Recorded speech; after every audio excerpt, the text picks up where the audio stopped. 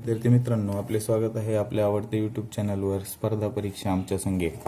तर आजच्या एपिसोडमध्ये आपण भूमितीचा सराव संच 1 जो आहे तो पाहणार आहोत विद्यार्थी मित्रांनो. तर सर्वात आधी जे पहिलं सम आहे 1.1 मधलं, एका त्रिकोणाचा पाया 9 सेंटीमीटर. आपण एक ॲझ्युम करू, एक मानू की त्रिकोण पहिला ABC याचा पाया 9 सेंटीमीटर आहे आणि त्याची उंची 5 सेंटीमीटर आहे. दुसऱ्या त्रिकोणाचा पाया 10 सेंटीमीटर आहे व उंची त्याची 6 सेंटीमीटर आहे. तर त्या त्रिकोणाच्या क्षेत्रफळाचं गुणोत्तर काढायचं आहे. विद्यार्थी मित्रांनो, दोन त्रिकोण दिलेले आहेत आपल्याला. त्रिकोण एरिया ऑफ त्रिकोण ABC छेद एरिया ऑफ त्रिकोण PQR या दोन त्रिकोणाच्या क्षेत्रफळाचं गुणोत्तर काढायचं आहे. आणि ते आपल्याला माहिती आहे की आपण त्रिकोण क्षेत्रफळाचं गुणोत्तर हे त्याच्या संगत पाया व संगत उंचीच्या गुणाकाराच्या गुणोत्तरा एवढे असते. तर विद्यार्थी मित्रांनो, आपण ABCचा पाया BC गुणिले त्याची उंची ABCची AD छेद PQR मध्ये पाया QR गुणिले उंची PS किमती टाकू. BC ची किंमत आहे 9 गुणिले AD ची किंमत आहे 5, QR ची किंमत आहे 10 गुणिले PS ची किंमत आहे 6. भाग देऊ. 5 1 5, 5 दुने 10. त्यानंतर 3 दुने 6, 3 त्रिक 9, तर 3 एके 3 छेद 2 दुने 4. तर आपल्याला याचं जे गुणोत्तर आहे तर ते गुणोत्तर एरिया म्हणून area of triangle ABC is to area of triangle PQR यांचं गुणोत्तर आपल्याला आलेलं आहे 3:4. इथं आपण कारण जे लिहिणार आहोत, दोन त्रिकोणाच्या क्षेत्रफळाचे गुणोत्तर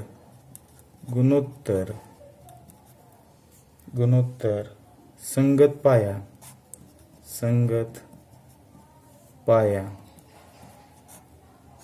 व संगत उंची यांच्या गुणाकाराच्या गुणोत्तरा एवढे असते.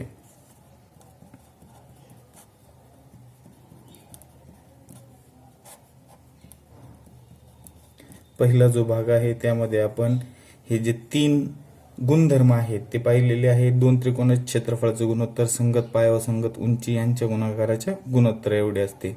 दुसरं जे गुणधर्म पाहिलं होतं त्याच्या 3 अटी होत्या. पाया समान क्षेत्रफळाचं गुणोत्तर उंचीच्या प्रमाणात, उंची समान क्षेत्रफळाचं गुणोत्तर पायाच्या प्रमाणात, आणि पाया समान उंची समान त्यावेळी क्षेत्रफळाचं गुणोत्तरही समान, अशा आपण 3 अटी पाहिल्या होत्या.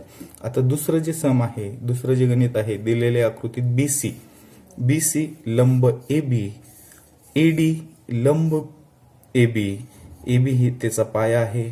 आता BC ची जी लांबी दिलेली आहे ती 4 आहे. AD ची पण किंमत आहे 8. तर त्रिकोण एरिया ऑफ ट्रायंगल ABC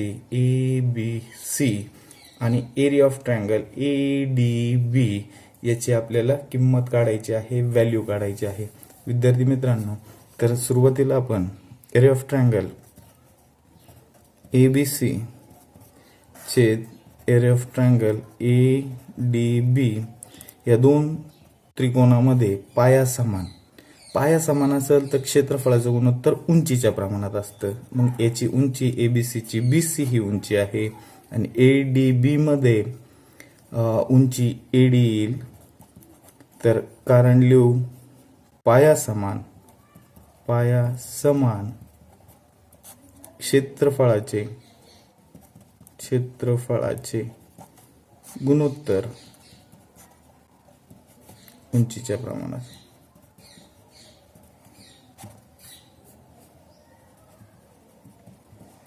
या अटी जे आपण त्या गुणधर्माचे तयार केलेले आहेत त्या पहिल्या भागामध्ये आपण टाकलेले आहेत. त्याच्यामुळे पहिला भाग जर पाहिला तर आपल्याला निश्चितच या सगळ्या गोष्टी या अटी ज्या ठिकाणी आपल्याला अप्लाय करायचे आहेत ते कळून जातील. आता BCची व्हॅल्यू आपण पुट करू 4, ADची व्हॅल्यू 8, भाग देऊ 4 1 4 4 2 8. तर याची व्हॅल्यू येईल 1/2 एरिया ऑफ ट्रायंगल ABC छेद एरिया ऑफ ट्रायंगल ADB या दोन त्रिकोणाच्या क्षेत्रफळाचं जे गुणोत्तर आहे ते 1:2 आहे. तर विद्यार्थी मित्रांनो, आपण हे इथे असं पण लिहू म्हणून area of triangle ABC is to area of triangle ADB बरोबर 1:2. तर पुढील उदाहरण आपण पाहू. उदाहरण असे आहे, शेजारील आकृतीत PS हा PS आहे, हा लंब हे RQ वर RQ. त्यानंतर QT ही लंब आहे PR वर. तर किमती दिलेल्या आहे RQ ची 6 एवढी, त्याच्यानंतर PS 6, त्याच्यानंतर PR ही पूर्ण PR ची जी व्हॅल्यू आहे ती 12. तर आपल्याला QT काढायची आहे, म्हणजे ही काढायची आहे. सर्वात प्रथम आपल्याला या आकृतीमध्ये जर आपण PRS घेतला तर आपल्याला इथली व्हॅल्यू माहीत नाही. त्याच्यामुळे आपण PRS न घेता पहा PRQ यामध्ये हा बेस आणि ही हाईट येते, म्हणजे PRQ म्हणा किंवा PQR म्हणा काही फरक पडत नाही. तर हा एक त्रिकोण पाहू. तर त्याच्यामध्ये दुसरा आपण त्याच पद्धतीने PRQ हा ट्रायंगल घेऊ, पण उंची ही न घेता ही घेऊ, म्हणजे आपल्याला त्या दोन त्रिकोणाच्या क्षेत्रफळाचं गुणोत्तर काढायला सोपं जाईल.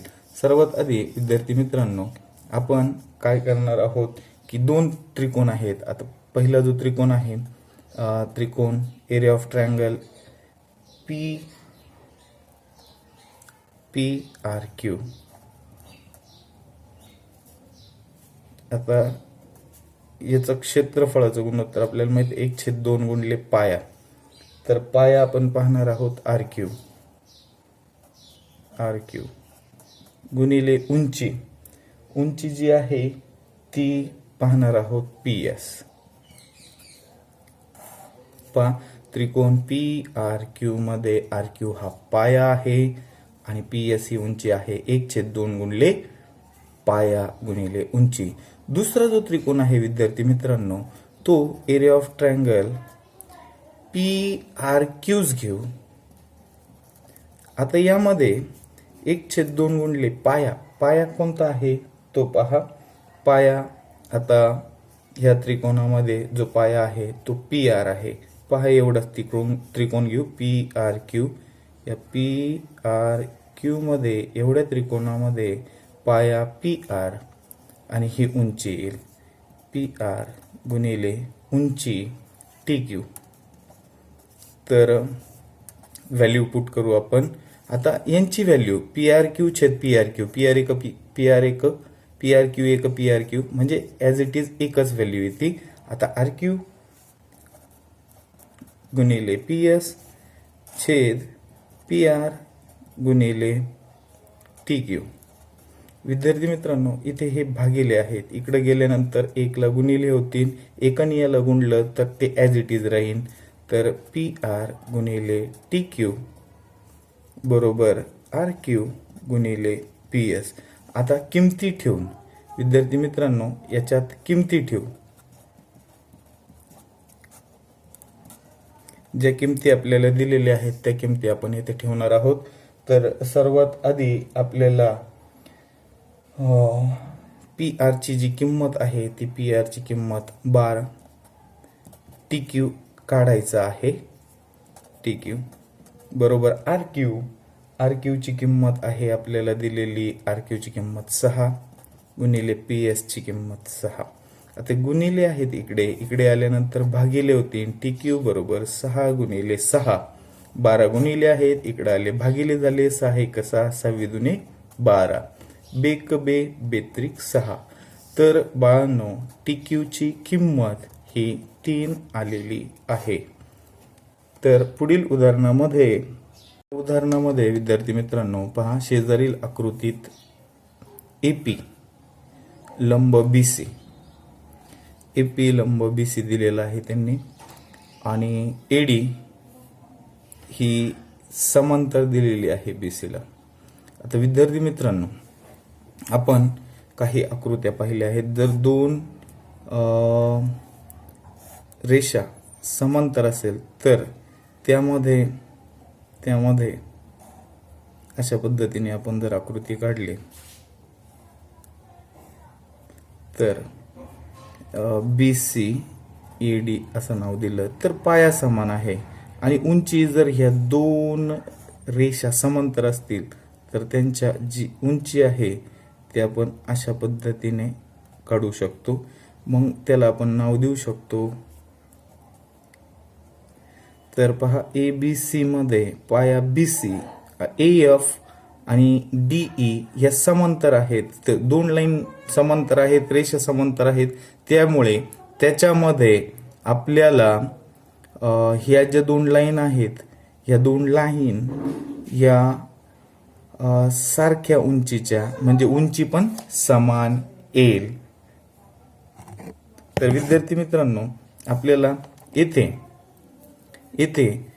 हे दोन त्रिकोण आहेत, ABC पाया BC आहेत आणि उंची AP आहे. तर त्याच पद्धतीने BCD या त्रिकोणामध्ये आपल्याला उंची दिसत नाहीये, तर आपण ती रचना करून घेऊ शकतो. रचना केल्यानंतर लंब दाखवता येईल. आधी आपण लिहू की त्याला रचना DM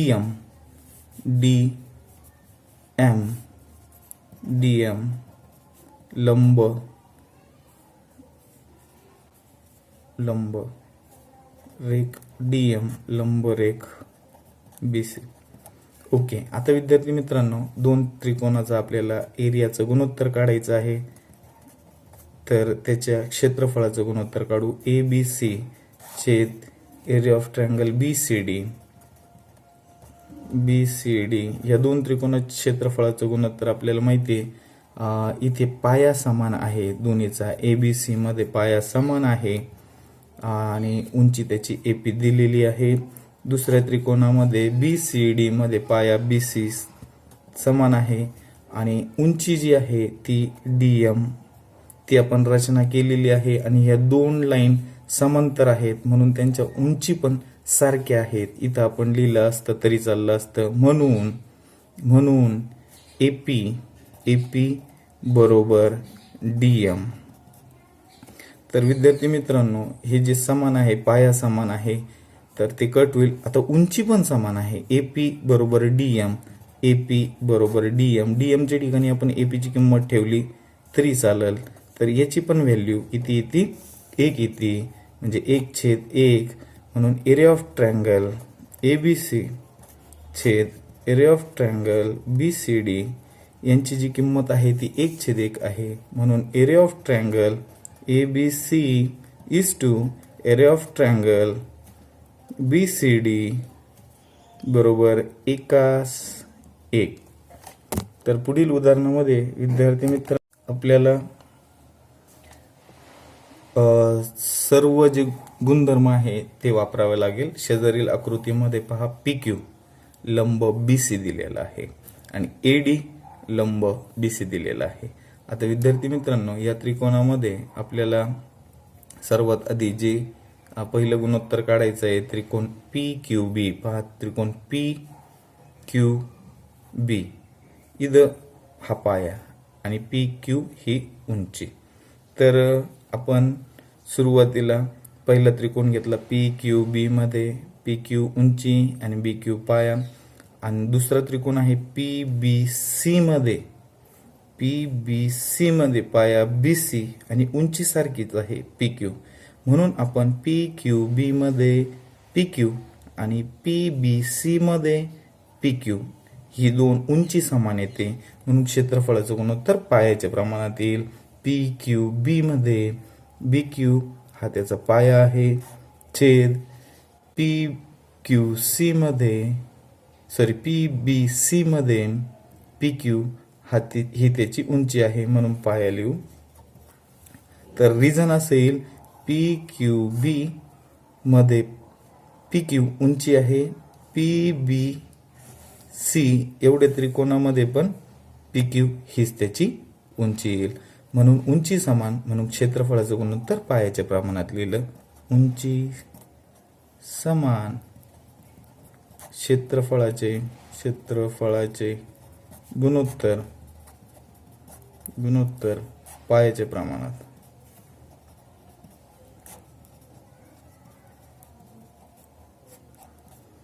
तर विद्यार्थी मित्रांनो, दुसरं जे उदाहरण आहे तर त्यामध्ये त्रिकोण पीबीसी, आता पीबीसी मध्ये उंची पी क्यू आणि पाया बीसी आणि दुसरा आहे एबीसी. आता पहा पीबीसी बीसी आणि एबीसी मध्ये बीसी, पीबीसी मध्ये बीसी हा पाया आहे, एबीसी मध्ये बीसी हा पाया आहे. पाया समान क्षेत्रफळाचं गुणोत्तर उंचीच्या प्रमाणात. पीबीसी मध्ये बीक्यू ही त्याची उंची आहे आणि एबीसी मध्ये उंची एडी आहे. कारण पीबीसी मध्ये बीसी हा पाया, एबीसी मध्ये बीसी हा पाया, पाया समान म्हणून क्षेत्रफळाचे गुणोत्तर उंचीच्या प्रमाणात.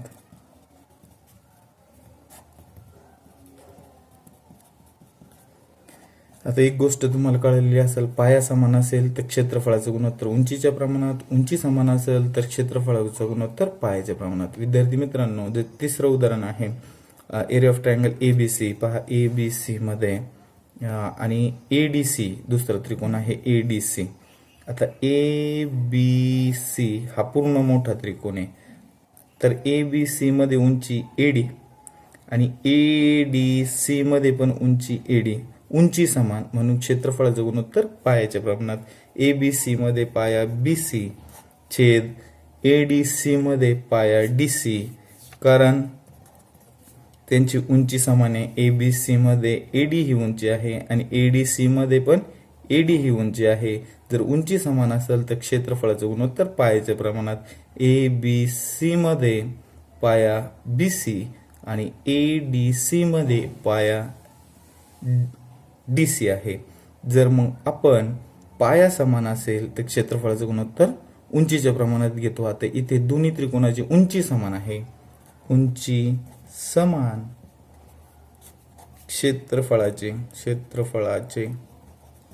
गुणोत्तर उंचीच्या प्रमाणात. नाही, उंची समान म्हणून क्षेत्रफळाचं गुणोत्तर पायाच्या प्रमाणात.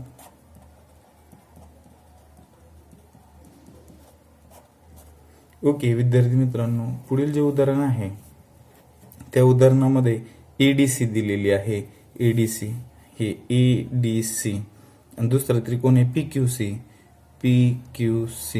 आता एडीसी आणि पीक्यूसी मध्ये काहीच समान नाही. एडीसी मध्ये डीसी आणि एडी वेगळी आहे आणि पीक्यूसी मध्ये पीक्यू उंची वेगळी आहे आणि पाया वेगळा आहे. म्हणून आपण इथे लिहिणार 1/2 गुणिले एडीसी मध्ये पाया डीसी गुणिले उंची एडी. त्याच पद्धतीने पीक्यूसी मध्ये पाया क्यूसी 1/2 गुणिले पाया क्यूसी गुणिले उंची PQ.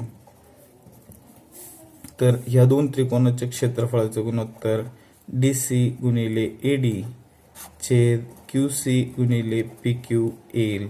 Area of triangle ADC छेद एरिया ऑफ ट्रायंगल पीक्यूसी. आता इथं आपण हे 1/2 घेतलं नसतं तरी चाललं असतं, कारण पाया समान नाहीये या दोन त्रिकोणामध्ये आणि उंची पण समान नाहीये, पाया समान नसेल, उंची समान नसेल, त्यावेळी आपल्याकडे एक कारण असतं आणि तो एक जे गुणधर्म आहे, तर तो गुणधर्म आपण लिहित असतो. ते गुणधर्म अशा पद्धतीने आहे, दोन त्रिकोणाच्या क्षेत्रफळाचं गुणोत्तर, दोन त्रिकोणाच्या क्षेत्रफळाचे गुणोत्तर हे त्यांच्या संगत पाया व संगत उंची यांच्या गुणाकाराच्या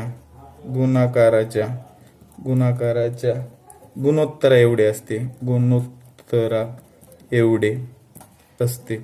तर विद्यार्थी मित्रांनो, तुम्हाला असंच एक सम जे आहे ते लिहायला देतो. आणि मित्रांनो, हे जे उदाहरण आहे SYK हे उदाहरण दिलेलं आहे. सोबतचे दिलेल्या आकृतीत तर एक PS पहा, PS लंब बाजू YK वरती लंब आहे, त्याची उंची 6 सेंटीमीटर दिलेली आहे. आणि YT ही लंब आहे SK ला आणि त्याची जी ही दिलेली आहे व्हॅल्यू ती 5 आहे. रेख SK ती पण दिलेली आहे पहा, SP 6, YK 13, YT 5 आणि